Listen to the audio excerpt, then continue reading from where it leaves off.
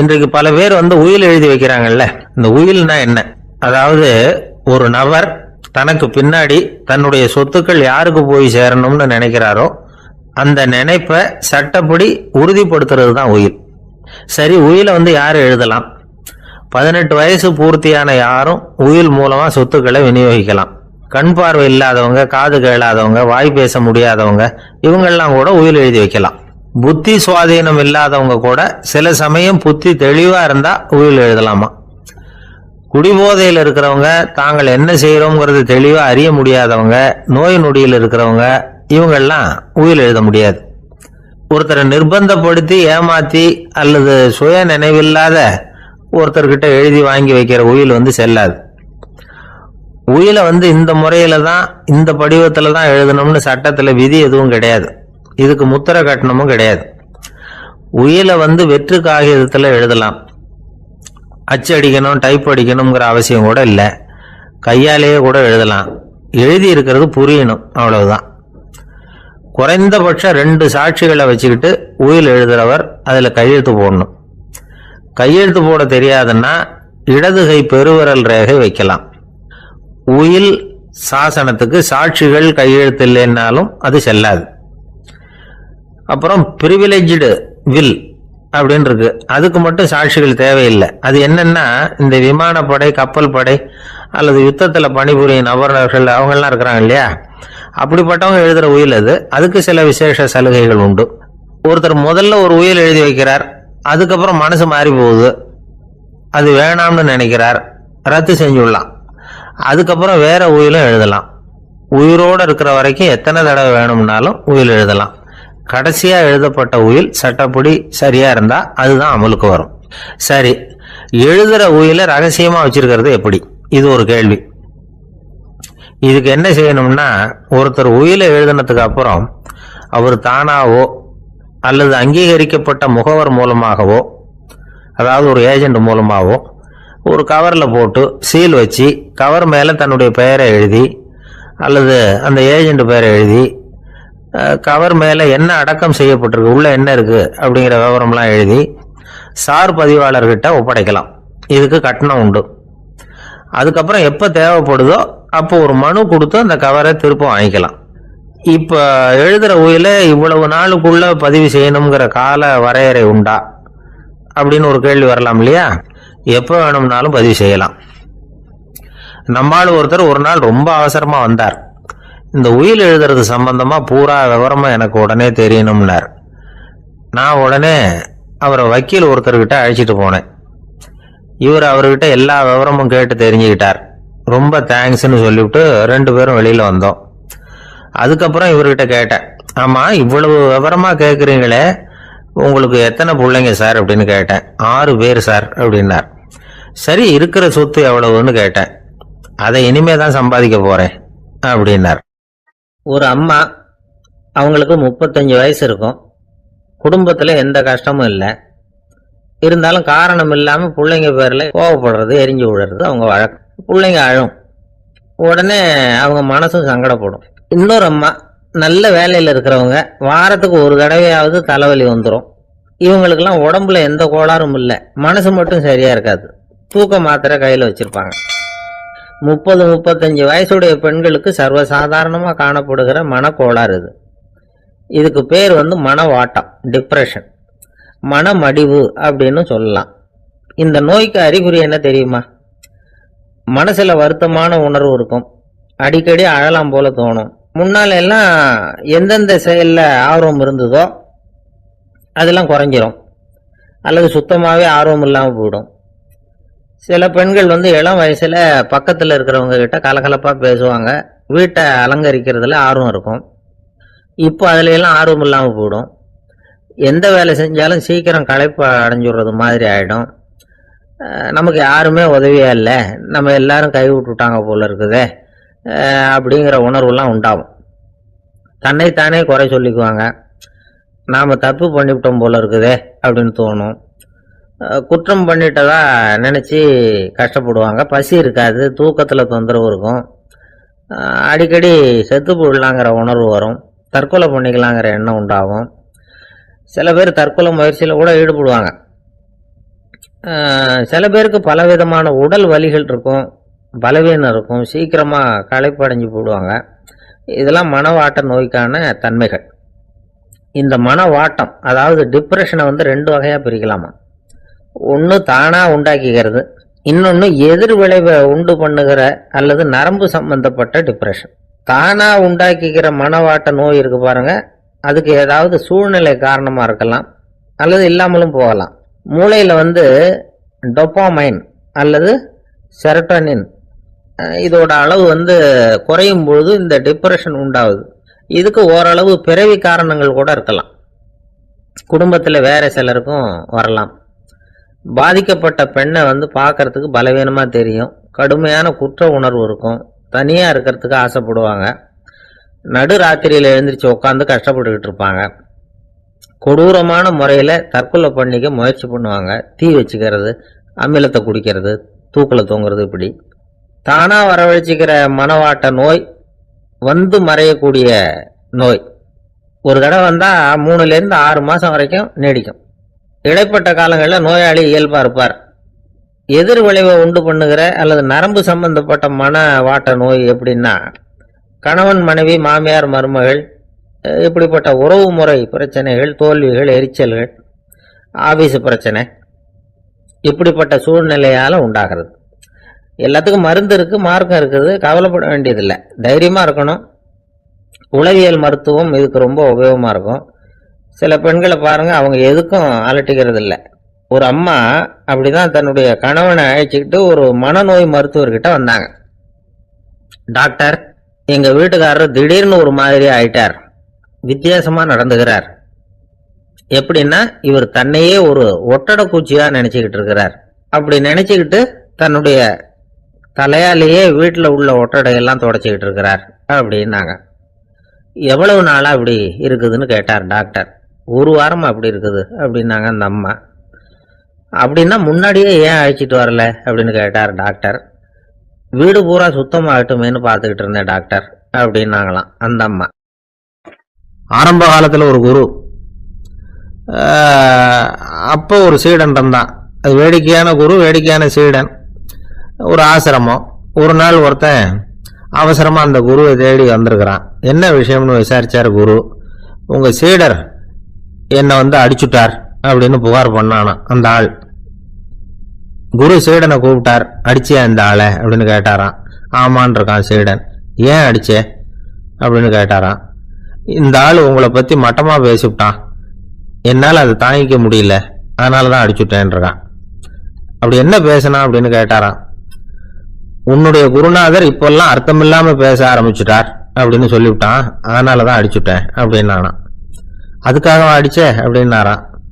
நான் அதுக்காக அடிக்கல குருவே, இப்பெல்லாம் நீங்கள் அர்த்தமில்லாமல் பேசுறதாக அவன் சொல்கிறான், அப்படின்னா இதுவரைக்கும் நீங்கள் அர்த்தத்தோடு பேசினதாகத்தானே அர்த்தம், அது தப்பு தானே, அதனால தான் அடித்தேன் அப்படின்னானா. ஒரு பெரியவர் உட்கார்ந்துருக்கிறார், அவரை சுற்றி அவருடைய தோழர்கள் உட்கார்ந்துருக்கிறாங்க. ஏதோ ஒரு முக்கியமான செய்தியை அவர் வந்து அவங்களுக்கு சொல்லிட்டு இருக்கிறார். அவங்களும் ஆர்வமாக கேட்டுக்கிட்டு இருக்கிறாங்க. இந்த சமயத்தில் யாரோ ஒரு ஆள் வேகமாக அங்கே வர்றார்.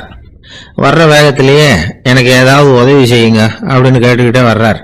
கேட்கறது உதவி, ஆனால் குரல் வந்து மிரட்டுறது மாதிரி இருக்கு, அதட்டி கேட்கறது மாதிரி இருக்கு. இதை கேட்டதும் அந்த பெரியவர் ஆத்திரப்படலை, ஆனால் அவரை சுற்றி இருந்தவங்க ஆத்திரப்பட்டாங்க. இதை பெரியவர் கவனிச்சார். கொஞ்சம் அமைதியாக இருங்கன்னார். வந்தவரை கூப்பிட்டார். அவருக்கு சில பொருள்களை கொடுத்தார். என்னங்க இப்போ உங்களுக்கு மகிழ்ச்சி தானே அப்படின்னார். அப்படின்னு அலட்சியமா அவர் சொல்றார். நான் உங்களை நல்ல முறையில் நடத்தினேன்னா அப்படின்னு கேட்குறாரு அவர் மறுபடியும். அதெல்லாம் ஒன்றும் இல்லை அப்படின்னு சொல்லி அவர் சொல்லிட்டு இருக்கிறாரு. குரலில் வந்து கடுமை குறையில. சுற்றி இருந்தவங்களால இதை பொறுத்துக்க முடியல. கோபத்தோடு அவரை நோக்கி நெருங்க ஆரம்பிச்சாங்க. பெரியவர் அவங்களையெல்லாம் தடுத்து நிறுத்தினார். வந்தவரை வாங்க என்னோட அப்படின்னு சொல்லி அழைச்சிட்டு போனார். வீட்டுக்கு போனார். அங்கே போனதும் இன்னும் சில பொருள்களை எடுத்து அவர்கிட்ட கொடுத்தார். இப்போ திருப்தி தானே, நான் உங்ககிட்ட நல்ல முறையில் நடந்துக்கிட்டேனா அப்படின்னார். அவர் முகம் இப்போதான் கொஞ்சம் மலர்ந்தது. ரொம்ப நன்றி, இறைவன் வந்து உங்கள் குடும்பத்துக்கு எல்லா நன்மைகளையும் செய்வான் அப்படின்னு சொன்னார். இதே வார்த்தைகளை என்னுடைய தோழர்கள்கிட்டே வந்து சொல்லிட்டீங்கன்னா அவங்க கோபம் தணிஞ்சிரும், வர முடியுமான்னார். கண்டிப்பாக வர்றேன், அப்படின்னாரு. மறுநாள் காலையில் அந்த இடத்துக்கு வந்தார். அதே மாதிரி சொல்லிவிட்டு அவர் போயிட்டார். தோழர்கள்லாம் ரொம்ப வியப்போட பெரியவரை பார்த்தாங்க. அந்த பெரியவர் தான் நபிகள் நாயகம். அவர் சொன்னார், ஒருத்தன் ரொம்ப ஆசையா ஒரு ஒட்டகத்தை வளர்த்துக்கிட்டு வந்தான். ஒரு நாள் அந்த ஒட்டகம் வந்து கயத்தை அறுத்துக்கிட்டு ஓடி போயிட்டுது. அக்கம் பக்கத்தில் இருக்கிறவங்க எல்லாம் அந்த ஒட்டகத்தை பிடிக்கிறதுக்கு முயற்சி பண்ணாங்க. அதை துரத்திட்டு ஓடினாங்க. ஒட்டகம் வந்து தாறுமாறா ஓட ஆரம்பிச்சது. இந்த சமயத்துல ஒட்டகத்தை வளர்த்தவன் அங்க ஓடி வந்தான். நீங்க அதை ஒன்றும் செய்ய வேணாம், விட்டுருங்க. அதோட சுபாவம் எனக்கு நல்லா தெரியும். அதை சுலபமா என்னோட வழிக்கு கொண்டுட்டு வந்துட முடியும். நான் பாத்துக்கிறேன், விட்டுருங்க அப்படின்னா. எல்லாரும் விலைக்கு போயிட்டாங்க. இவன் என்ன செஞ்சான்னு தெரியுமா? கொஞ்சம் புல்ல கையில எடுத்துக்கிட்டு அந்த ஒட்டகத்தை நெருங்கினான். அவ்வளவுதான். அது ஓடி வந்து இவன் காலடியில் உட்காந்துக்கிட்டது. செல்லமா அதை அப்படியே தடவி கொடுத்தான். முதுகில் ஏறி உட்காந்துக்கிட்டான். அது பாட்டுக்கு சாதுவா நடந்து போகுது. இந்த கதையை நபிகள் நாயகம் தம்முடைய தோழர்களுக்கு சொல்றார். ஒட்டகத்தை மட்டும் இல்ல, சில மனிதர்களையும் கூட சில விதத்துல அணுகிதான் அவர்களை வந்து சீர்திருத்த வேண்டியிருக்குது அப்படிங்கிறத அவங்களுக்கு உணர்த்தினார். இது ஒரு அழகான உளவியல் அணுகுமுறை. சில குடும்ப தலைவர்கள் கூட இந்த ஒட்டகம் மாதிரி நடந்துகிறது உண்டு. அப்புறம் அடங்கி போறதும் உண்டு. ஒரு குடும்ப தலைவர் காலையில எழுந்திரிச்சதுல இருந்து சத்தம் போட்டு கத்திக்கிட்டு இருப்பார். பக்கத்துல இருந்தவங்க எல்லாம் ஓடி போய் சமாதானம் பண்ணி பார்த்தாங்க. அவர் ஓயறது மாதிரி தெரியல. கடைசியில் அவர் மனைவி வந்தாங்க. நீங்க எல்லாம் விலைக்கு போயிடுங்க, அவர் சுபாவம் எனக்கு தெரியும், நான் பாத்துக்கிறேன் அப்படின்னாங்க. சரின்னு எல்லாரும் போயிட்டாங்க. சாயந்தரமா வந்து பாக்குறாங்க, அவர் சத்தம் இல்லாம ஒரு மூலையில் உட்காந்துருக்கிறார். ரொம்ப சாதுவா. ஆச்சரியமா இருந்தது. என்னம்மா பண்ணீங்கன்னு கேட்டாங்க. அது ஒண்ணும் இல்லைங்க, ஒரு வேளை சாப்பாட்டை நிறுத்தினேன், பட்னி போட்டேன், அவ்வளவுதான் அப்படின்னாங்க அந்த அம்மா. காலை நேரம், கடற்கரை ஓரம், காலை வீசிக்கிட்டு கையை வீசிக்கிட்டு ஏதோ சண்டைக்கு போற சிப்பாய் மாதிரி எல்லாரும் நடந்து போயிட்டு இருக்கிறாங்க. நடைப்பயிற்சி. அதுல நமக்கு தெரிஞ்ச ஒருத்தர் எதிரில் வந்தார் ரொம்ப வேகமா. என்ன சார் வாக்கிங்க அப்படின்னு கேட்டோம். அவரால் ஆமாம்னு பதில் சொல்ல முடியல. அவ்வளவு கஷ்டம். மூச்சு விடுறதுக்கே வாயை திறந்து மூடிட்டு இருக்கிறார். எங்க பேசுறது? கொஞ்சம் நின்று நிதானிச்சு மூச்சு விட்டுட்டு அதுக்கப்புறம் சொன்னார் ஆமா அப்படின்னு. என்ன சார் இவ்வளவு வேகம்னோ? உங்க பேச்சை கேட்டுட்டு தான் சார் நடக்க ஆரம்பிச்சோம். நீங்க தான் அடிக்கடி சொல்லிட்டு இருந்தீங்க நடக்கிறது நல்லதுன்னு. அன்னையிலேருந்து ஆரம்பிச்சுட்டேன். ஆனாலும் ரொம்ப கஷ்டமா இருக்குது சார். இப்போ பாருங்க, உங்ககிட்ட சுலபமா பேசக்கூட முடியல, மூச்சு வாங்குது, உடம்பு கூட வலிக்கிறது மாதிரி இருக்கு அப்படின்னு அவர் பாட்டுக்கு பேச ஆரம்பிச்சிட்டார். உங்களை யாரு சார் இவ்வளவு வேகமா நடக்க சொன்னது? வேகத்தை குறைங்க, மெதுவா நடங்க அப்படின்னோம். நீங்க நடக்கிறதுனால என்னென்ன சௌகரியம்னு அன்னைக்கு சொன்னீங்களே தவிர சௌகரியமா நடக்கிறது எப்படின்னு சொல்லலையே அப்படின்னாரு அவர். இன்னமும் லேசா மூச்சு வாங்கிக்கிட்டே சொன்னா கூட இவர் சொல்றதுல ஒரு நியாயம் இருக்கு. அதனால இந்த நடைப்பயிற்சி பண்றவங்க கவனிக்க வேண்டிய சில முக்கியமான குறிப்புகள் இருக்கு. அது என்னென்னங்கிறத அவங்க தெரிஞ்சுக்கணும். அது தெரிஞ்சு வச்சுக்கிறது நல்லது. இதெல்லாம் மருத்துவ நிபுணர்கள் சொல்ற குறிப்புகள். அவங்க என்ன சொல்றாங்க தெரியுமா? உங்க வயசு 40க்கு மேலையா? உங்க எடை வந்து இருக்க வேண்டியதை விட 10 கிலோ அதிகமா இருக்குதா? நீங்க புகை பிடிக்கிறவரா? இதய நோய், இரத்த நாள நோய், உயர் ரத்த அழுத்தம் இப்படி ஏதாவது உங்களுக்கு உண்டா? அப்படின்னா நீங்க உங்க இஷ்டத்துக்கு வரிஞ்சு கட்டிக்கிட்டு நடைப்பயிற்சி பண்ண ஆரம்பிச்சிடாதீங்க. முதல்ல ஒரு மருத்துவ பரிசோதனை பண்ணிக்கிங்க, அதுதான் நல்லது அப்படின்னு அவங்க சொல்றாங்க. நடக்கிறப்போ, உடற்பயிற்சி செய்யறப்போ மார்பு பகுதியில் அல்லது வேற எங்கேயாவது தொடர்ந்து வலி இருந்ததுன்னா பயிற்சியை நிறுத்தி விட்டு டாக்டரை போய் பார்க்கணும். நடைப்பயிற்சி பண்றப்போ உங்க சக்திக்கு தகுந்த மாதிரி மெதுவா அதிக கஷ்டம் இல்லாம முன்னேறலாம். அங்க என்ன போட்டியா வைக்கிறாங்க? முந்திட்டு போய் என்ன பண்ண போறோம்? பரிசா வாங்க போறோம். அதனால நிதானம் அவசியம் அப்படிங்கிறது அவங்க ஆலோசனை. தொந்தரவு கொடுக்காத ஷூ, ட்ரெஸ் இதுகளை உபயோகப்படுத்துங்க. பாதத்துல ஆடு தசை இருக்குல்ல, அங்க ஏதாவது பிரச்சனை இருந்ததுன்னா டாக்டரை பாருங்க. இந்த பாதத்துல வலி வரும் அந்த இடத்துல. வெயில் காலமா இருந்தா தலைக்கு தொப்பி வச்சுக்கோங்க. பனியில நடந்தாலும் அப்படித்தான். தலையை பத்திரமா பார்த்துக்குங்க. நம்ம கிட்ட ஏதோ கொஞ்சம் உருப்படியா தெரியறது அதுதானே. உடற்பயிற்சிக்கு முன்னாடி பின்னாடி பயிற்சி செய்யறப்போ நிறைய தண்ணி குடிக்கலாமா. முதல் 1 மாசத்துக்கு கொஞ்சம் தளர்த்தியா சாவகாசமா நடக்கலாம்.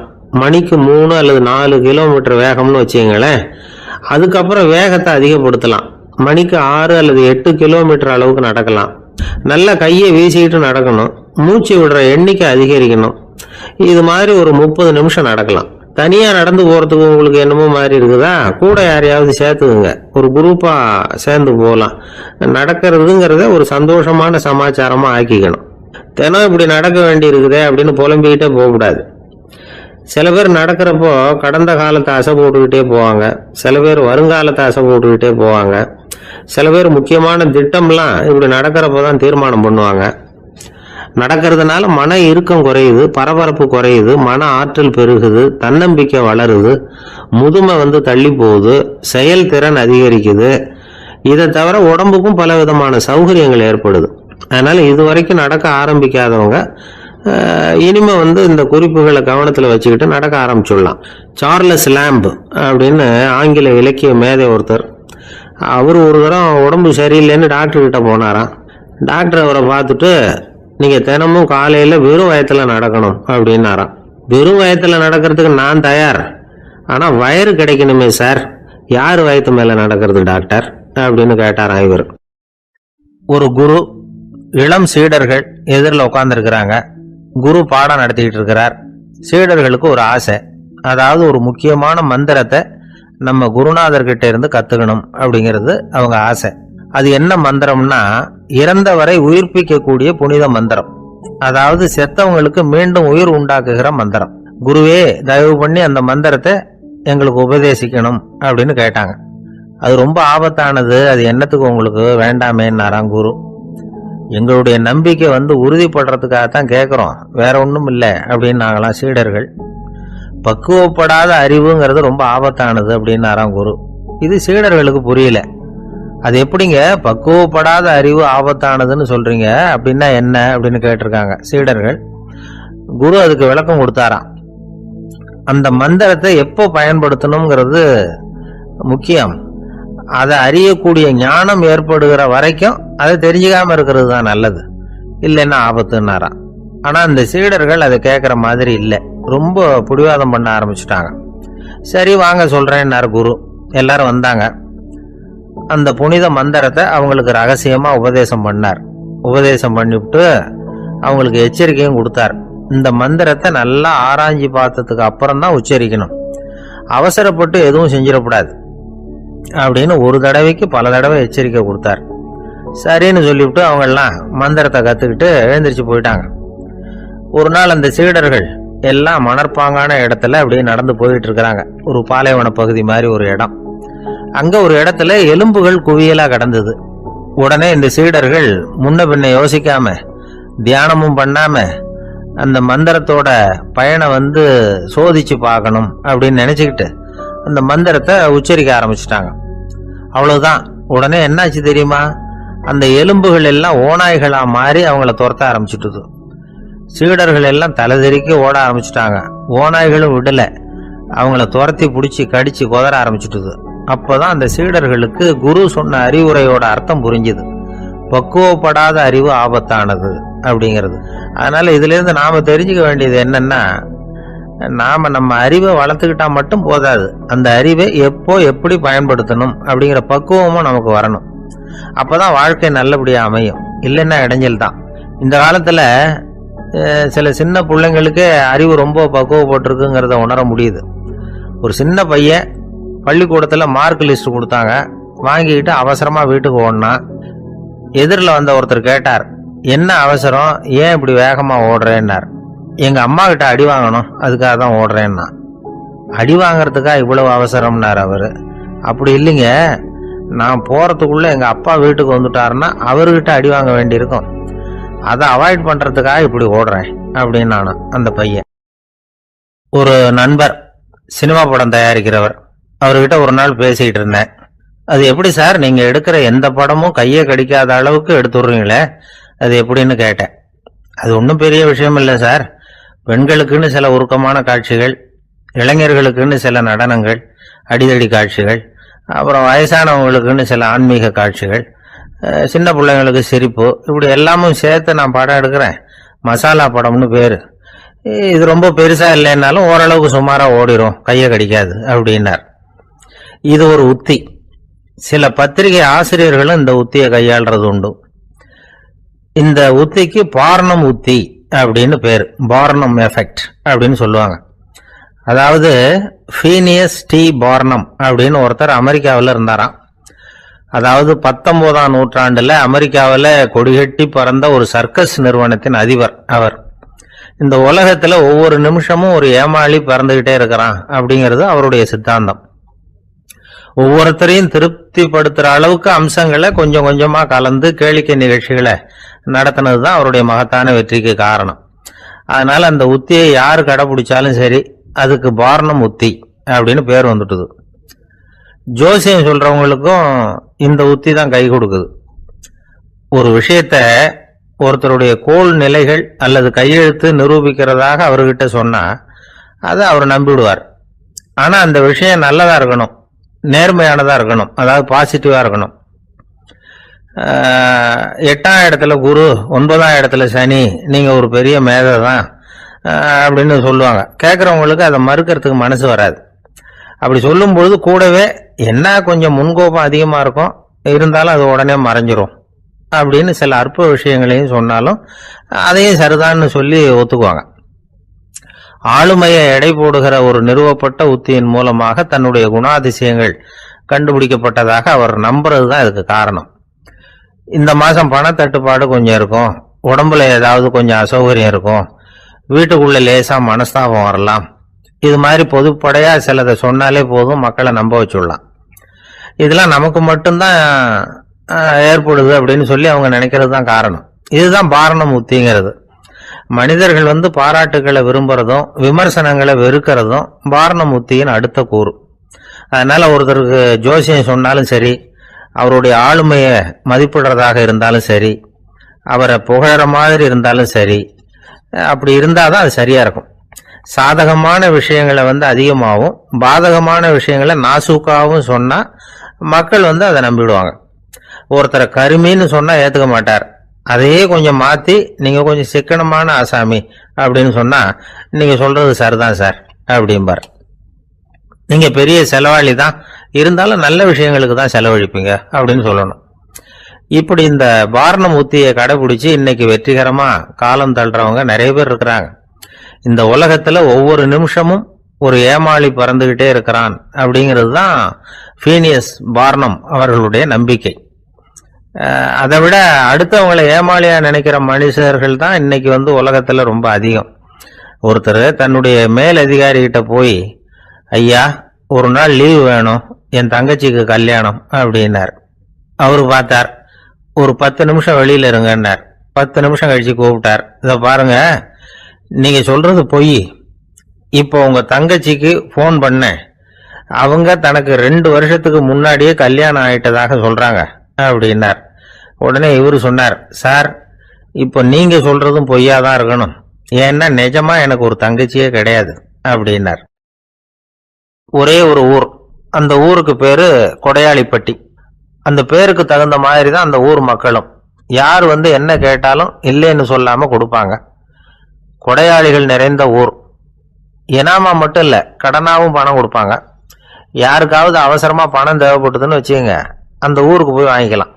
பத்திரம் தேவையில்லை, சாட்சி தேவையில்லை, ஜாமீன் தேவையில்லை, எந்த உத்தரவாதமும் கேட்காம பணம் கொடுத்துருவாங்க. நம்மால் ஒருத்தனுக்கு பணம் தேவைப்பட்டது, சொந்த பந்தமெல்லாம் கேட்டு பார்த்தா யாரும் கொடுக்குற வழியா தெரியல. எல்லாரும் அவங்கவுங்க சௌரியத்தை பார்க்கறவங்க, அடுத்தவங்க சௌரியத்தை பத்தி கவலைப்படாதவங்க. இவன் எல்லாரையும் கேட்டு பார்த்துட்டு சோர்ந்து போய் உக்காந்துட்டான். அந்த நேரம் தான் கொடையாளிப்பட்டியை பத்தி கேள்விப்பட்டான். அப்படி ஒரு ஊர் இருக்கிறது தெரிஞ்சதும் அந்த ஊருக்கு வழி கேட்டுக்கிட்டு ஒரு நாள் புறப்பட்டு போனான். வயல்காட்டு வழியா போக வேண்டியிருந்தது. மெதுவா நடந்து ஊர் எல்லைக்கு வந்துட்டான். 2 பக்கமும் விவசாய வேலைகள் மும்முரமா நடந்துகிட்டு இருக்குது. ஏறு உழுதுகிட்டு இருக்கிறாங்க. அப்ப அங்க ஒரு ஆளை பாம்பு கடிச்சுட்டுது. பக்கத்துல வேலை செஞ்சுக்கிட்டு இருந்தவங்க ஓடி வந்தாங்க. அவசரமா செய்ய வேண்டிய முதல் உதவியெல்லாம் செஞ்சு பார்த்தாங்க, பலன் இல்லை. அந்த ஆள் செத்து போட்டான். அவன் செத்து விட்டான்னு தெரிஞ்சதும் அவனை தூக்கி வரப்பு மேல போட்டுட்டு எல்லாரும் அவங்கவுங்க வேலையை கவனிக்க ஆரம்பிச்சுட்டாங்க. அங்க ஒரு ஆளு இவனை பார்த்து சொன்னான், ஐயா நீங்க போற வழியில இவன் சொந்தக்காரன், இவனுக்கு சோறு கொண்டுகிட்டு வருவான், இவன் இங்க செத்து விட்டான்னு அவன்கிட்ட சொல்லிவிடுங்க அப்படின்னா. இவனுக்கு ரொம்ப ஆச்சரியம், என்னடா இது பாம்பு கடிச்சுட்டுதுன்னதும் பதறி அடிச்சுக்கிட்டு ஓடி வந்தாங்க, செத்து விட்டான்னதும் பேசாம தூக்கி போட்டுட்டு போயிட்டாங்க அப்படின்னு நினைச்சுக்கிட்டே நடந்து போறான். எதிரில் சோறு கொண்டுகிட்டு ஒரு ஆள் வந்தான். இவன் விவரத்தை சொன்னான். அங்கே உங்க சொந்தக்காரன் பாம்பு கடிச்சு செத்து போட்டான் அப்படின்னா. அவன் கொஞ்ச நேரம் அமைதியாக நின்னான். அதுக்கப்புறமா அங்கேயே வரப்பில் உட்காந்து கொண்டுகிட்டு வந்த சோத்தை தானே சாப்பிட்டு முடிச்சான். பேசாமல் எழுந்திரிச்சு திரும்பி போயிட்டான். கொஞ்சம் கூட பதறல, அழலை. இப்படி ஒரு ஊரா அப்படின்னு நினைச்சு ஆச்சரியப்பட்டுக்கிட்டே இவன் ஊருக்குள்ள போனான். ஒரு பெரிய மனுஷனை பார்த்து பணம் கேட்டான். அவரும் இவனோட பேரையும் ஊரையும் மட்டும் விசாரிச்சுக்கிட்டு தேவையான பணத்தை கொடுத்துட்டார். பணத்தை வாங்கிட்ட பிறகு தன்னுடைய மனசை அரிச்சுக்கிட்டு இருந்த அந்த விஷயத்தை பத்தி கேட்டான். ஐயா, வழியில ஒருத்தன் செத்துட்டான், அவனை அப்படியே தூக்கி வரப்புல போட்டுட்டு எல்லாரும் வயல்வெளி வேலைகளை பார்த்துக்கிட்டு இருக்கிறாங்களே அப்படின்னா. இதுக்கு அந்த பெரியவர் சொன்னார், ஆமா அப்படித்தான் செய்வோம், வேலை முடிஞ்சு வீட்டுக்கு திரும்புறப்போ அவனை தூக்கிட்டு வந்து அடக்கம் பண்ணிடுவோம் அப்படின்னார். ரொம்ப ஆச்சரியமா இருக்கு அப்படின்னா. ஏன் உங்க ஊர்ல யாராவது செத்துட்டா என்ன பண்ணுவீங்க அப்படின்னு கேட்டார். என்ன இப்படி கேட்குறீங்க, எங்க ஊர்ல எல்லாம் பணத்தை தூக்க விட மாட்டாங்க, ஒப்பாரி வைப்பாங்க, கட்டி புரண்டு அழுது புலம்பி தீத்துருவாங்க அப்படின்னா. இவன் பெரியவர் பார்த்தார். அவங்கிட்ட கொடுத்த பணத்தை லபக்குன்னு பறிச்சுக்கிட்டார். திருப்பி வாங்கிட்டார். இவன் பதறி போய் நிற்கிறான். அவரு சொன்னார், பணத்தையே விட மாட்டேன்னு கட்டுப்பிடிச்சி அழுதா நான் கொடுத்த பணத்தை மட்டும் எப்படி திருப்பி கொடுக்க போற, போயிட்டு வா அப்படின்னு விரட்டி விட்டாராம். இந்த கதையை நண்பர் ஒருத்தர் சொன்னார். கதை வேடிக்கையா தெரிஞ்சா கூட இதுல கருத்து உண்டு. பணம் பிணம் இது ரெண்டையுமே விடுறதுக்கு அவ்வளவு சுலபமா மனம் வர்றதில்லை. இந்த ரெண்டு விஷயங்கள்லயும் அறிவார்ந்த செயல்பாடு தேவை. ஒரு பேருந்து மரத்துல மோதி விட்டது. எல்லாரும் அடிபட்டு முனைகிட்டு கிடக்குறாங்க. டிரைவர், கண்டக்டர் இவங்களுக்கும் அடி. அவங்களும் ஒரு பக்கம் கிடக்குறாங்க. ஒரு மூலையில கிடக்கிற ஒருத்தன் மெதுவா முக்கி முனகி கண்டக்டர்னு சத்தம் போடுறான். கண்டக்டர் மெதுவா நகர்ந்து அவங்கிட்ட போய் என்னன்னு விசாரிக்கிறார். அவன் ரொம்ப சிரமப்பட்டு வாயை திறந்து ஒரு 15 காசு சில்லற பாக்கி அப்படின்னானா. ஒரு ஊர்ல ஒரு மன்னன் இருந்தான், கொடுங்கோல் மன்னன். நிறைய தொந்தரவு பண்ணிட்டு இருந்தான். அவன் ஒரு தடவை என்ன பண்ணான் தெரியுமா? ஒரு தப்பும் பண்ணாத ஒரு இளைஞனை பிடிச்சி ஜெயிலில் அடைச்சுட்டான். அந்த பையனோட சொந்தக்காரங்கள்லாம் ராஜா கிட்ட போனாங்க. அவன் ஒரு தவறும் பண்ணல, அவனை விடுதலை பண்ணுங்க அப்படின்னு கெஞ்சி கேட்டுக்கிட்டாங்க. மன்னன் வந்து யோசனை பண்ணான். அந்த இளைஞனை கூப்பிட்டுக்கிட்டு வர சொன்னான். அவனை கொண்டாந்து ராஜா முன்னாடி நிறுத்தினாங்க. இதை பாருப்பா, உன்னை நான் விடுதலை பண்ணுவேன், ஆனா ஒரு கண்டிஷன். அந்த நிபந்தனையை நீ நிறைவேற்றினா உனக்கு விடுதலை அப்படின்னா மன்னன். சரின்னு ஒத்துக்கிட்டான் பையன். மன்னன் வந்து கண்டிஷன் என்னங்கிறத சொன்னான். உங்ககிட்ட ஒரு செம்மறி ஆட்டை கொடுக்க போறேன், 1 மாசத்துக்கு அதுக்கு தேவையான தீனியையும் கொடுக்க போறேன். 1 மாசம் கழிச்சு அந்த ஆட்டை வந்து எடை போட்டு பார்ப்பேன். அந்த ஆட்டின் எடை கொஞ்சம் கூட கூடி இருக்கக்கூடாது. எடை கூடி இருந்தா உனக்கு விடுதலை கிடையாது. என்ன சொல்ற அப்படின்னா. பையனுக்கு ஒன்றும் புரியல, பயமா போயிட்டுது. குழம்பிக்கிட்டு நின்றுகிட்டு இருக்கிறான். சரி, ஒரு நாள் டைம் தரேன், நல்லா யோசனை பண்ணி பார்த்துட்டு நாளைக்கு உன் முடிவை சொல்லு அப்படின்னா மன்னன். பையன் கவலையோட வெளியில வந்தான். அங்க ஒரு பெரியவர் நின்றுகிட்டு இருந்தார். அவர்கிட்ட விஷயத்தை சொன்னான். அந்த பெரியவர் இந்த பையனுக்கு காதோட காதா ஒரு வழியை சொல்லி கொடுத்தார். அதை கேட்டதும் பையன் மறுபடியும் மன்னன் முன்னாடி வந்து நின்னா. உங்க நிபந்தனையை ஏத்துக்கிறேன்னு சொன்னான். மன்னன் வந்து ஒரு ஆட்டுக்குட்டியையும் அதுக்கு 1 மாசத்துக்கு தேவைப்படுற தீவனத்தையும் கொடுக்கும்படியா உத்தரவு போட்டான். கொடுத்தாங்க, ஓடிட்டு போயிட்டான். 1 மாசம் தினமும் தவறாம அந்த தீவனத்தை ஆட்டுக்குட்டிக்கு போட்டுக்கிட்டு இருக்கிறான். 1 மாசம் கழிச்சு அந்த ஆட்டை வந்து அரண்மனைக்கு ஓட்டிட்டு போனான். மன்னன் அதை எடை போட்டு பார்க்கறான். எடை கூடவே இல்லை, அப்படியே தான் இருக்குது. உடனே போட்ட நிபந்தனைப்படி அந்த இளைஞனை வந்து விடுதலை பண்ணிவிட்டான். சரி, ஆட்டுக்கு எடை கூடாம இருக்கிறதுக்கு அந்த பெரியவர் சொல்லி கொடுத்த யோசனை என்ன அப்படின்னா, அது வேற ஒண்ணும் இல்லை. அந்த ஆட்டுக்கு எதிரில் அது கண்ணுல படுற மாதிரி ஒரு ஓநாயை கட்டி போட சொன்னார். அவ்வளவுதான். ஆட்டுக்கு ஓநாய்ங்கிறது பிறவி பகை. ஓநாயை பார்த்தா ஆடு நடுங்க ஆரம்பிச்சிரும், அவ்வளவு பயம். தினமும் அந்த ஆடு பயந்துகிட்டே தீனி சாப்பிட்டுது, எடை கூடல. அதுதான் ரகசியம். இது வந்து சின்ன பிள்ளைங்களுக்கான ஒரு கதை. இதுல இருந்து தெரிஞ்சுக்க வேண்டிய உண்மை என்னன்னா, நாமெல்லாம் சாப்பிடுறப்ப மனசும் உடம்பும் அமைதியா இருக்கணும். அப்பதான் அது உடம்புல விட்டும். அவசரத்திலையும் பயத்திலையும் சாப்பிட்டா அது சரியா ஜீரணம் ஆகாது. இன்னொரு ராஜா இருந்தார். அவரும் ஒரு இளைஞனை ஜெயிலில் அடைச்சு விட்டார். விடுதலை பண்ணணும்னா ஒரு கண்டிஷன்னார். என்னன்னு கேட்டான். ஒரு ஆட்டுக்குட்டியை அவன் முன்னாடி கொண்டாந்து நிறுத்துவேன், நீ அதுகிட்ட ஒரு கேள்வி கேட்கணும், அதுக்கு சரியான பதிலை சொல்லணும். அப்படி செஞ்சுட்டா உனக்கு விடுதலைன்னார். இளைஞன் யோசனை பண்ணி பார்த்தான். சரின்னு ஒத்துக்கிட்டான். அது பிரகாரமே ஆட்டுக்குட்டிய பதில் சொல்ல வச்சுட்டான். என்ன நடந்தது தெரியுமா? ஆட்டுக்குட்டியை கொண்டாந்து நிறுத்தினாங்க. இவன் மெதுவா அதுகிட்ட போனான். அது காதுகிட்ட போய் ஏப்ரலுக்கு அடுத்த மாசம் என்ன மாசம்னு கேட்டான். அது உடனே மேன்னு கத்திச்சு. இவன் விடுதலை ஆயிட்டான். வாழ்க்கையில ரொம்பவும் அடிபட்டு அல்லல் போட்டுக்கிட்டு இருக்கிற ஒருத்தர் வந்தார். மனசு ரொம்பவும் நொந்து போய் பேசினார். இந்த உலகத்துல மனுஷனா பிறந்ததை விட மாடா பிறந்திருக்கலாம் சார் அப்படின்னார். திடீர்னு வந்து என்கிட்ட இப்படி சொன்னா அதுக்கு நான் என்னங்க பண்ண முடியும் அப்படின்னேன். உங்ககிட்ட வரணும்னு தோணுச்சு, அதனால வந்தேன் அப்படின்னார். சரிங்க, இப்படி ஒரு யோசனை வந்ததுக்கு என்ன காரணம் அப்படின்னு சொல்லி அவர்கிட்ட கேட்டேன். அதுக்கு அவர் சொன்னார், என் பையனுக்கு வேலை தேடுறேன் கிடைக்கல, பொண்ணுக்கு மாப்பிள்ளை தேடுறேன் கிடைக்கல, வீடு கட்டுறதுக்கு கடன் கேட்குறேன் கிடைக்கல, மாடா பிறந்திருந்தா இது மாதிரி கவலையெல்லாம் கிடையாதுல்ல, பேசாம வைக்கோலை தின்னுக்கிட்டு அசை போட்டுக்கிட்டே கடந்து விடலாமே அப்படின்னாரு அலட்சியமா. அதுக்கப்புறம் தான் அவர் சொன்ன கருத்தை நானும் கொஞ்சம் அசை போட ஆரம்பிச்சேன் மனசுக்குள்ள. இப்போ இயற்கையை பொறுத்த வரைக்கும் அது நாம எல்லாரும் மகிழ்ச்சியா வாழணும் அப்படின்னு தான் விரும்புது. விலங்குகள், பறவைகள், தாவரங்கள், அப்புறம் மற்ற உயிரினங்கள் எல்லாமும் நல்லபடியா இருக்கணும் அப்படிங்கிறது தான் இயற்கையோட விருப்பம். அதுல ஒன்றும் சந்தேகம் இல்லை. இயற்கையோட அமைப்பை கொஞ்சம் கவனிச்சு பார்த்தா அதை நாம நல்லா புரிஞ்சுக்கலாம். இருந்தாலும் இந்த ஆள் சொன்னதை கேட்ட பிறகுதான் ஒரு முக்கியமான வேறுபாடு புரிஞ்சுது. அதாவது இந்த உலகத்துல உள்ள முக்கியமான பிரச்சனைகள் 6. அந்த 6 பிரச்சனைகளும் ஆடு மாடுகளுக்கு கிடையாது, மரம் செடி கொடிகளுக்கு கிடையாது. ஆனா மனுஷன் அந்த 6 பிரச்சனைகளையும் சந்திக்க வேண்டியிருக்கு. சரி, அந்த 6 பிரச்சனைகள் என்னென்ன தெரியுமா? முதல்ல இந்த ஆடு மாடுலாம் நமக்குன்னு சொந்தமா ஒரு வீடு இல்லையே அப்படின்னு கவலைப்பட்டுக்கிட்டு இருக்கிறது இல்லை. ஆனா மனிதனுக்கு வீடு தேவைப்படுது. இது ஒரு வித்தியாசம்.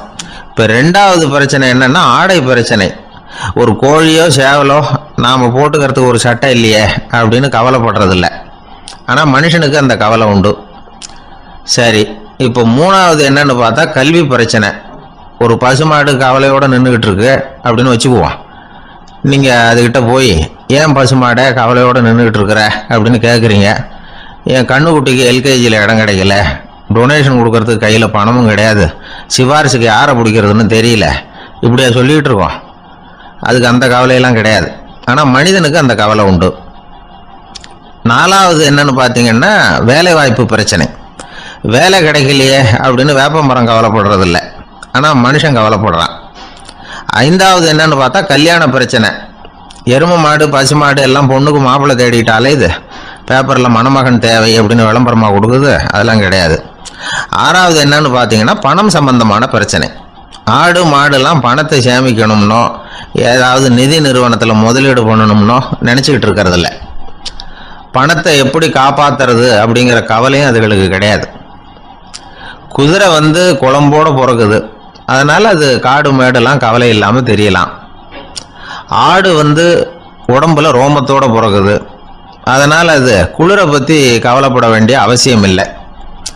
ஆனால் மனுஷனை பார்த்தீங்கன்னா அவன் தான் ஒன்றும் இல்லாமல் பிறக்கிறான். ஏன் இந்த பாகுபாடு அப்படின்னு கேட்டால் இதை பற்றி கொஞ்சம் சிந்திச்சு பார்க்கணும். அதாவது இந்த சந்தேகத்தை ஒரு பெரியவர்கிட்டையும் கேட்டேன். அவர் சொன்னார் இதுக்கு பதில். அவர் இதே கேள்வியை இயற்கை கிட்ட கேட்டாராம். இயற்கை பதில் சொல்லிச்சான், வேற யாருக்கும் கொடுக்காத ஒரு வலுவான கருவியை, ஒரு பவர்ஃபுல் வெப்பன் மனுஷனுக்கு கொடுத்துருக்கிறேன்னு, அந்த கருவியை உபயோகப்படுத்தி அந்த 6 பிரச்சனையை மட்டும் இல்லை 6 கோடி பிரச்சனைகள் இருந்தாலும் அதையெல்லாம் சமாளிக்கலாம். அது கருவி என்ன தெரியுமா? அதுதான் 6வது அறிவு. அதை உபயோகப்படுத்தினா காலுக்கு செருப்பு தயார் பண்ணிக்கலாம், குளிருக்கு போர்வை தயார் பண்ணிக்கலாம், என்ன வேணும்னாலும் செய்யலாம் அப்படின்னு இயற்கை பதில் சொல்லிச்சான். அதனால நாம செய்ய வேண்டியது என்னன்னா இயற்கையை முதல்ல சரியா புரிஞ்சுக்கணும். இயற்கையின் படைப்பையே நாம வந்து சரியா புரிஞ்சுக்கிறது இல்லையா, அதுதான் வேதனை. இந்த கதையை கேளுங்க. இப்ப நகரத்திலிருந்து ஒரு ஆளு கிராமத்துக்கு வந்தான். அங்க ஒரு சிறுவன் மாடு மேய்ச்சிக்கிட்டு இருந்தான். நகரத்து ஆள் சொன்ன, எவ்வளவு அழகான பசு, அது சரி இதுக்கெல்லாம் ஏன் கொம்பு இல்லைன்னா. இதுக்கு அந்த பையன் பதில் சொன்னான், பசுமாட்டுக்கு கொம்பு இல்லாததுக்கு பல காரணங்கள் உண்டு. கண்ணுக்குட்டியா இருந்தா கொம்பு இருக்காது, பசு வளர்ந்து பெருசானதுக்கு அப்புறம் தான் கொம்பு முளைக்கும், இது ஒரு காரணம். சில சமயம் வளர்ற கொம்பை எடுத்து விடுறது உண்டு, அது ஒரு காரணம். ஆனா இதுக்கு ஏன் கொம்பு இல்லைன்னு கேக்குறீங்க, அதுக்கு என்ன காரணம்னா இது பசு இல்லை குதிரை அப்படின்னானா. ஒருத்தர் ரொம்பவும் மகிழ்ச்சியா வந்துகிட்டு இருந்தார். என்ன விஷயம்னு விசாரிச்சேன். நான் தோத்து போயிட்டேன் அதுதான் மனசுக்கு மகிழ்ச்சியாக இருக்குது அப்படின்னார். எனக்கு இது ரொம்ப ஆச்சரியமாக போச்சு. இந்த உலகத்தில் தோற்று போகிறவங்க யாரும் மகிழ்ச்சியாக இருக்கிறது இல்லை. அப்படி இருக்கிறப்ப இவர் இப்படி சொல்கிறாரே, எங்கே தோற்று போனீங்கன்னு கேட்டேன். அதுக்கப்புறம் தான் அவர் விவரமாக சொன்னார். என்னோட 5 வயசு குழந்தையோட நான் விளையாடிக்கிட்டு இருந்தேன். அந்த விளையாட்டில் என் குழந்தை ஜெயிச்சு விட்டுது, நான் தோற்று போயிட்டேன் அப்படின்னார் ரொம்ப உற்சாகமாக. நான் யோசித்து பார்த்தேன்.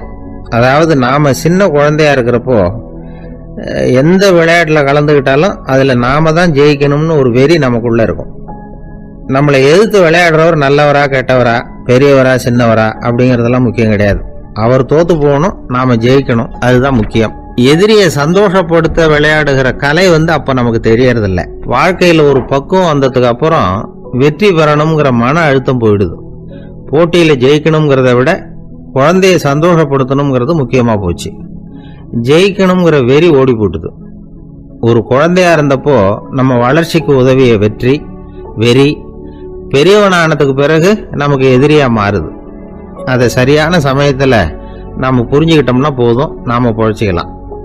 ஒவ்வொரு மனுஷனுமே வாழ்க்கையோட அடுத்த கட்ட வளர்ச்சியில் அடி எடுத்து வைக்கிற நேரத்தில் தன்கிட்ட இருந்து ஏதோ ஒரு குணத்தை அல்லது தன் குணம் இருந்த ஏதோ ஒரு உறவை நாம் இழக்கத்தான் வேண்டி இருக்குது. ஒரு கட்டம் வரைக்கும் உதவியா இருந்த குணம் அடுத்த கட்டத்துக்கு தடையா கூட மாறிடலாம். இந்த பரிமாண மாற்றத்துக்கு உள்ளாகிற ஒவ்வொருத்தரும் பிரத்யட்சமா இதை உணர்றாங்க.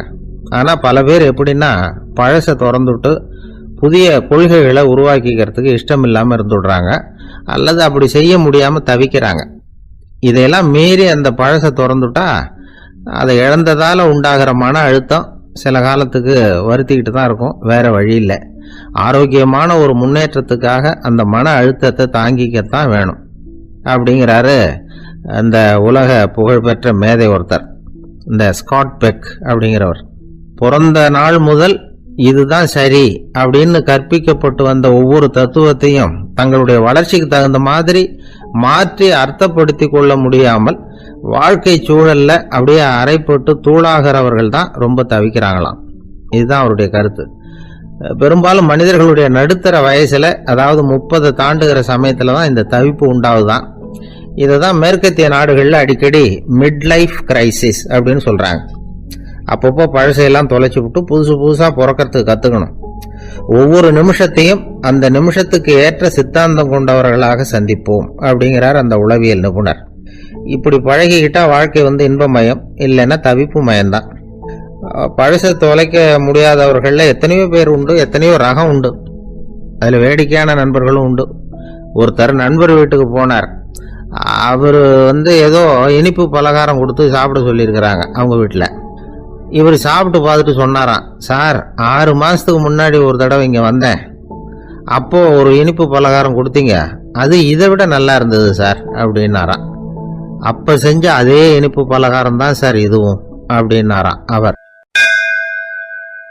3ஆம் பாடல் வைணவர்கள் வாழ்த்தாக சொல்லுகின்ற வளமான பாடல்.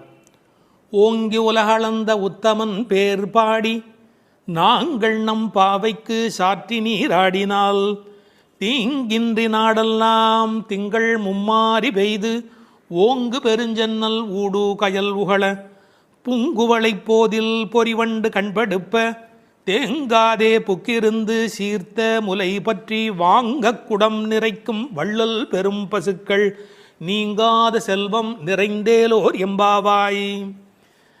மாவலி இடத்தில் வாமனனாய் 3 அடி மண் கேட்டு போன திருவிக்கிரமனாக உயர்ந்த அந்த அவதாரத்தை முதலில் பேசுகிறார்கள்.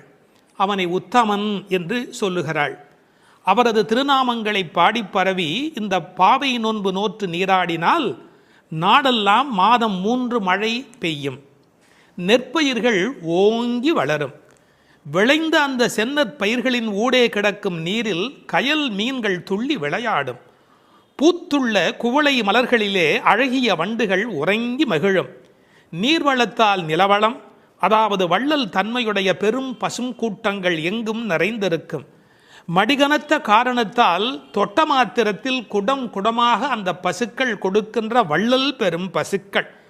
இத்தகைய செல்வச் செழிப்பு என்றும் நீங்காது நிலைத்திருக்கும் என்று வாழ்த்துகிறாள் இந்த 3வது பாடலிலே. ஓங்கி உலகளந்த உத்தமன். குள்ளமாக வந்தவன், ஆனால் ஓங்கி உலகத்தை அளந்த திரிவிக்கிரமனாக மேலே உயர்ந்தவன். இதில் நாம் சிந்திக்க வேண்டிய பகுதி ஒன்று இருக்கிறது. இந்த உலகத்தில் வாழ்கிற மனிதர்கள் 3 வகை: அதமன், மத்தியமன், உத்தமன்.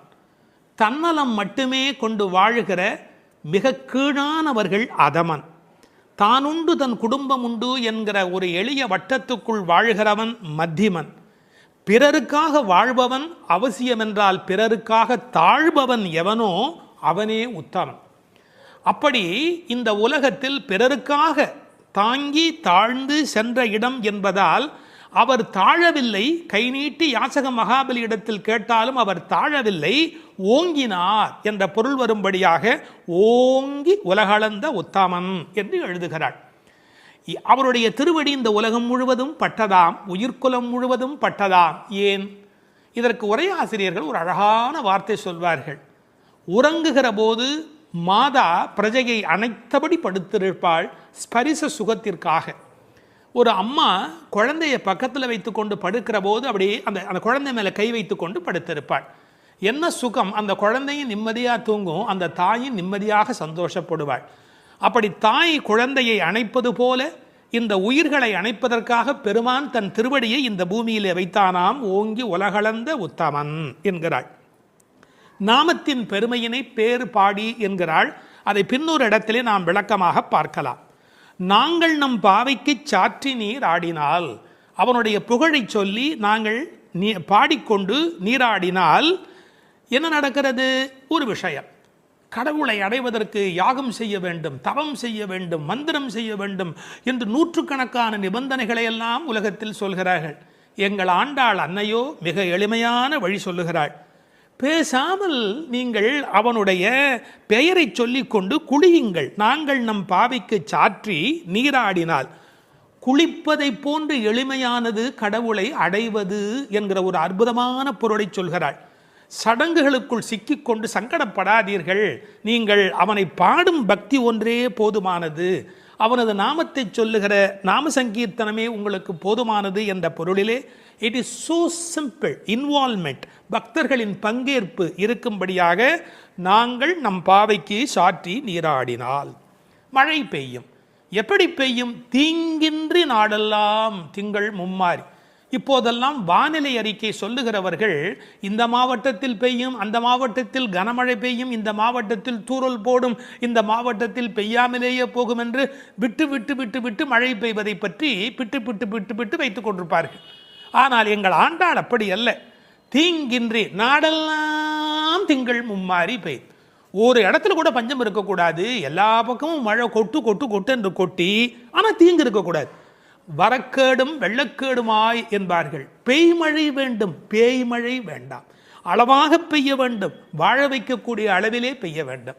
மாதம் மும்மாறி, திங்கள் மும்மாறி பெய்து என்கிறார். 9 நாள் வெயிலும் 1 நாள் மழையுமாய் என்று உரை எழுதுவார்கள். மண்ணினுடைய வயிறு உள்வாங்கக்கூடிய வகையில் வெயில் காய வேண்டும், பிறகு ஒரு மழை பெய்ய வேண்டும், வெயில் காய வேண்டும், பிறகு ஒரு மழை பெய்ய வேண்டும். அப்படி பெய்யக்கூடிய மழைதான் தீங்கின்றி உலகத்தை வாழ வைக்கும். மும்மாறி என்றார்களே, யாருக்காக மும்மாழி? வேதம் போதிய வேதியர்க்கு ஒரு மழை, நீதி மன்னர் நெறியினர்க்கு ஒரு மழை, மாதர் கற்புடை மங்கையர்க்கு ஒரு மழை என்று 3 மழை பெய்யும். மழை என்றால் சாதாரணமானதா? மழைதான் மண்ணின் தாய்ப்பால். அடுத்தது, அந்த மழையின் காரணமாக நெல் விளைகிறது. ஓங்கு பெருஞ்சென்னல். ஒவ்வொரு நெல்லும் கதிரும் ஒரு ஆள் உயரத்துக்கு மேலே போயிருக்கிறது. பழைய காலத்து விவசாயம் தெரிந்தவர்களுக்கு தெரியும், மிக உயரமாக பயிர் இருக்கும். இது என்ன செய்தார்கள்? அதையெல்லாம் குட்டை பயிர்களாக மாற்றிக்கொண்டே வந்தார்கள். பயிர் குட்டையாகி கதிர் கனத்து போன கலிகாலம் இந்த காலம். பயிர் குட்டையாகி கதிர் கனத்து போனது. மாட்டை பற்றி மனிதன் எங்கே கவலைப்பட்டான்? ஓங்கி என்று நன்றாக வளர்ந்திருந்தால் மாட்டுக்கு நிறைய வைக்கோல் கிடைக்கும், நிறைய பால் கொடுக்கும். மாடினுடைய சாணமும் அந்த மண்ணில் அந்த நறுமணமும் இல்லை என்றால் அந்த பூமியில் வளம் எப்படி இருக்க முடியும்? ஓங்கு பெரும் சென்னல், ஒரு ஆள் நடந்தால் மறைக்கும். அப்படி இப்போது காளை மாடுகளே இல்லை. ஊசி வழியே பசுக்களின் தாய்மை எய்தும் உயிர்ப்பில்லா உலகமாக இன்றைக்கு உலகம் சுருங்கி போய்விட்டது. எனவே மாடுகளை பற்றி கூட கவலைப்படக்கூடிய வகையிலே மாடுகள் தானே பெரும் செல்வம். ஓங்கு பெருஞ்சென்னல் என்று எழுதுகிறாள். பிறகு பூங்குவளை போதில் அங்கு வளர்ந்திருக்கிற குவளைப்பூக்கள், அதில் புள்ளிகள் உடைய வண்டு படுத்திருக்கிறது, பொறிவண்டு கண்படுப்ப, அவை தூங்கி கொண்டு இருக்கின்றன. அதாவது ஒரு பூவில் போனாலேயே அவ்வளவு தேன் கிடைத்து விடுவதாலே அவை இன்னொரு பூவுக்கு வண்டு பறந்து பறந்து போகும். வண்டு மாதிரி பூ விட்டு பூ தாவுகிறான் என்பார்கள். இப்போ எப்படி அல்ல, ஒரே பூவிலேயே வேண்டிய அளவு தேன் கிடைத்து விடுவதால் மயங்கி கிடக்கின்றன. வண்டுகள் அப்படி இருக்கின்றன. மாடுகள் எப்படி இருக்கின்றன?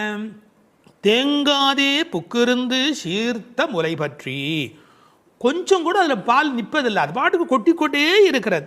கரப்பின்றி கறக்கும். தமிழிலே கரப்பு என்று இடையினர பயன்படுத்தினால் வஞ்சனையாக வைத்துக் கொள்ளுதல். கரப்பு என்றால் வலிந்து அதிலிருந்து பாலை எடுத்தல். கரப்பின்றி கறக்கக்கூடிய பசுக்கள் இவை. ஒளித்து வைத்துக் கொள்வதே இல்லை. தேங்காது புக்கு இருந்து சீர்த்த முகை பற்றி, கனத்த மடி, அப்படி தொட்டால் போதும் அந்த குடத்தை தானே நிறைத்து விடுகின்றன. வாங்க, அது பாத்திரத்தை மாற்றி இன்னொன்று வைக்கணும், அவ்வளவுதான். வாங்க குடம் நிறைக்கும் வள்ளல் பெரும் பசுக்கள். கேட்டு கொடுக்கிறவர்களை வள்ளல் என்று சொல்ல மாட்டார்கள். இளன் என்று எவ்வம் உரையாமை ஈதல், கேட்பதற்கு முன்னாலேயே கொடுப்பதுதான் வள்ளல் தன்மையினுடைய அடையாளம். இந்த பசுக்கள் வஞ்சனையற்றவை, எனவே அவை வள்ளல் பெரும் பசுக்கள். நீங்காத செல்வம் நிறைந்தேலோர் எம்பாவாய். நீங்காத செல்வம் என்றால் என்ன பொருள்? உலகத்தாருக்கு சில செல்வம் தேவை, ஆனால் இறை ஞானம்தான் உண்மையில் நீங்காத செல்வம். இப்போது இப்படி எடுத்துக்கொள்வோம். பரமனடி பாடி துதித்தால் நீங்காத செல்வம் நிறையும். தீங்கின்றி திங்கள் மும்மாறி பெய்யும். ஓங்கு பெருஞ்சன்னல் விளையும். வாங்க குடம் நிறைக்கும் வள்ளல் பெரும் பசுக்கள். பாருங்க எப்படி ஒன்றை ஒன்று சார்ந்ததாக இருக்கிறது. பகுத்தறிவுவாதிக்கும் பக்தனுக்கு என்ன வித்தியாசம்? இந்த புரட்சியை சொன்னதோடு அவன் நிறுத்தி விடுகிறான். என்ன புரட்சி? பசுமை புரட்சி, வெண்மை புரட்சி, பால், மீன் துள்ளுகிறது, நீல புரட்சி. இது மூன்றுமே கிடைத்து விட்டதால் பூமி வளமுடையதாகிறது என்று பகுத்தறிவுவாதி நிறுத்தி விடுகிறான். ஒன்றை மறந்து விடுகிறான். பரமனடி பாடுவதால் தான் இது மூன்றுமே நடந்தது என்பதுதான் பக்தனுடைய பார்வை. இன்டர் டிபெண்டன்ட், ஒன்றை ஒன்று சார்ந்திருக்கிறது. அடுத்தது அதை விட ரொம்ப அற்புதம். இந்த உலகத்தில் செல்வம் மட்டுமே இருந்தால் மனநிறைவு வருமா? வராது. போட்டி, பொறாமை, பகை வரும். சாந்தி சாந்தி சாந்தி என்று நிறைவு செய்வார்கள். அந்த நிறைவு எப்போது வரும்? அது பக்தியின் மூலம், பரமனடி பாடுவதன் மூலம் வரும். எனவே சம்பூர்ணமான நிறைவை தரக்கூடியது எது? நிறைந்து ஏலோர் எம்பாவாய். அந்த நிறைந்து என்பது சம்பூர்ணத்தை குறிப்பது. மழை எப்படி பெய்கிறது? மனிதன் நல்லவனானால் இயற்கை அவனை விட நல்லவனாக மாறிவிடுகிறது. மனிதன் நல்லவனானால் இயற்கை அவனை விட நல்லவனாக மாறிவிடுகிறது. மழை பொழிகிறது, பால் சுரக்கிறது, செல்வம் செழித்தோங்குகிறது என்று வாழ்த்துக்குரிய பாடலாக அமைந்திருக்கிறது இந்த அழகான பாடல்.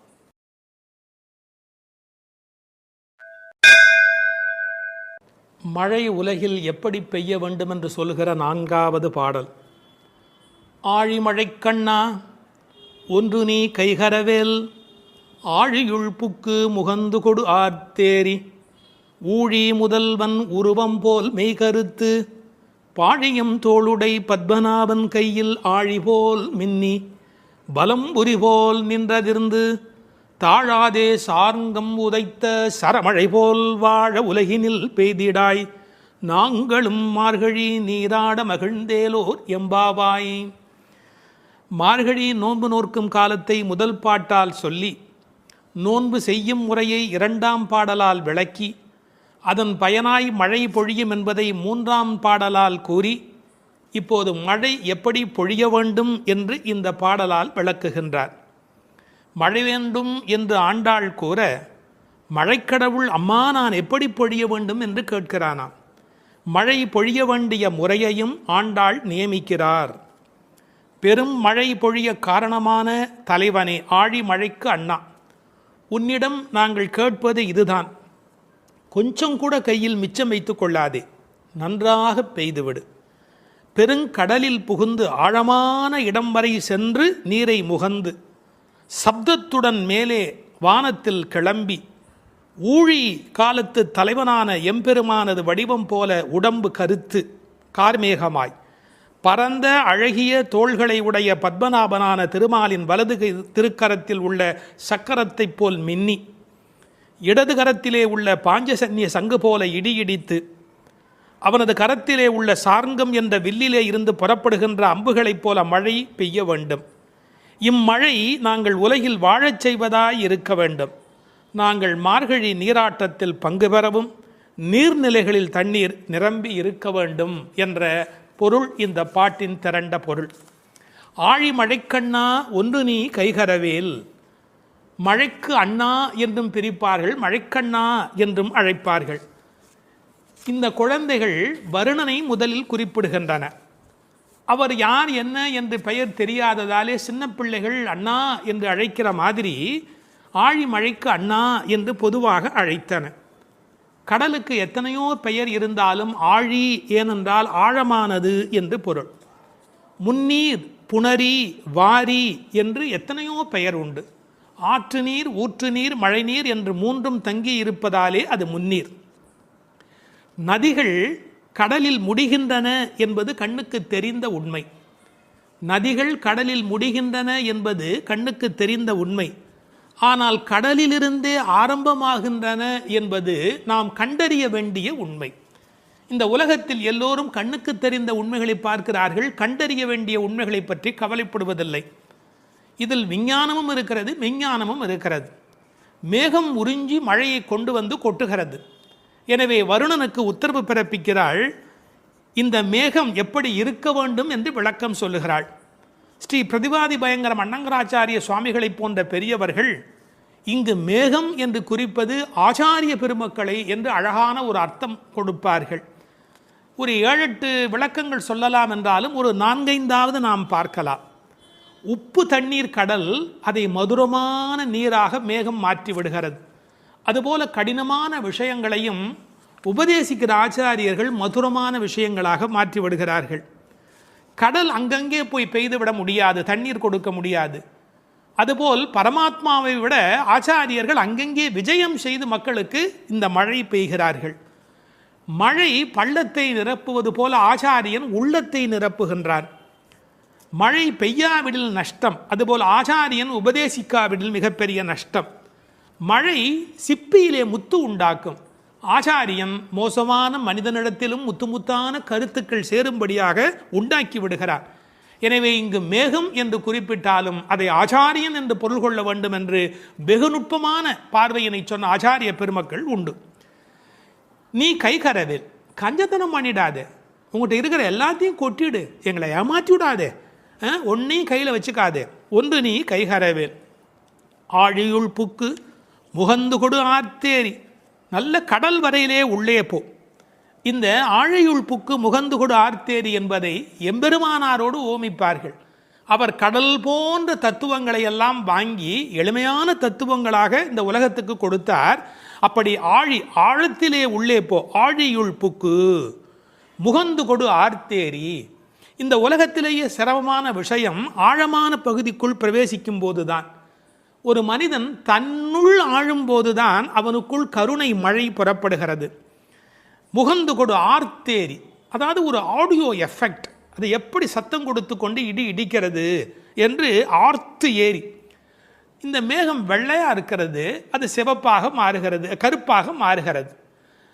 கம்பன் பாடுகிற போது சொல்வார், நீரணிந்த கடவுள் நிறத்தவான் ஆரணிந்து சென்று ஆர்களி மேய்ந்து. சிவபெருமான் மாதிரி வெள்ளையாக இருக்கிறது, சேரணிந்த முலைத்திரு நங்கை தன் வீரணிந்தவன் மேனையின் மீண்டது. திருமகள் கணவன் போல அது கருப்பாகி வெளியிலே வருகிறது. வெள்ளையிலிருந்து அது கருப்பு மேகமாக மாறுகிறது. எல்லோரும் கருப்பை வெள்ளையாக்குவார்கள், இங்கு வெள்ளை கருப்பாகிறது. பார்க்கெல்லாம் தலைவனாக விளங்குகின்ற பரந்தாமன் இருக்கிறானே, அவன் போல என்று மேகத்தை பார்க்கிற போது கூட பரந்தாமனை பற்றிய சிந்தனை இங்கு நம்முடைய மனதில் பதியும்படி பாடுகிறாள். எப்படி? ஊழி முதல்வன் உருவம் போல் மெய்கருத்து. இது வீடியோ. ஆர்த்தேரி என்பது ஆடியோ. இப்போது கண்ணுக்கு முன்பாக கொண்டு வந்து நிறுத்துகிறாள்.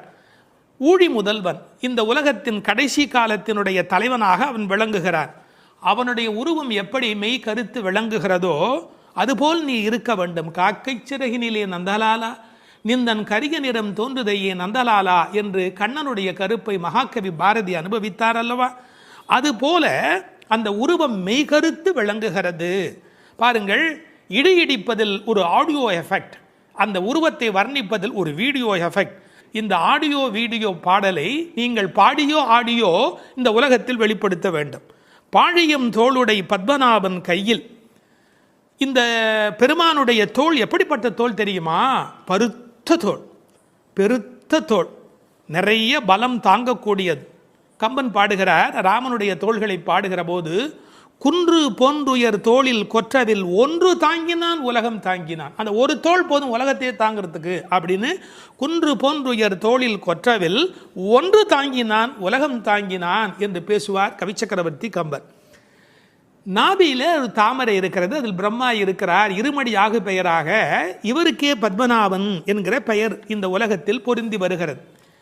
இந்த மின்னல் மின்னுகிறது, இடி இடிக்கிறது, அதுவும் பெருமாளுடைய சங்கு சக்கரங்களைப் போல அவளுக்கு காட்சி அளிக்கிறது.